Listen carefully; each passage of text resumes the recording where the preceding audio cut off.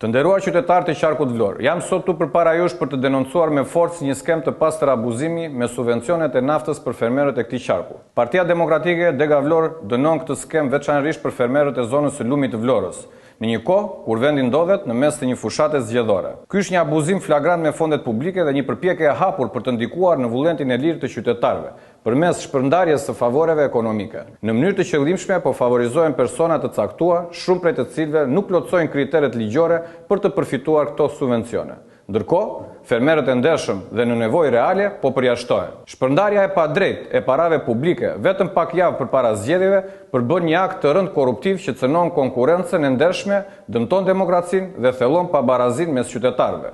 Partia Demokratike i bën thirrje prokurorisë të nisi me një rretimet për këto praktika abuzive dhe të vendos përpara drejtësisë çdo zyrtar që shpërdoron paratë e qytetarëve për qëllime elektorale. Gjithashtu, u bëj thirrje fermerëve dhe banorëve të ndershëm të qarkut Vlorë të mos bien prej kësaj skeme të ulët. Vota nuk blihet dhe armja e fëmijëve tan nuk mund të përdoret si mjet për përfitim të përkohshëm dhe të padrejtë. Partia Demokratike do të qëndrojë gjithmonë në krah të çdo qytetari dhe fermeri që kërkon ndershmëri, barazi dhe një qeverisje të drejtë për të gjithë. Ju falenderoj.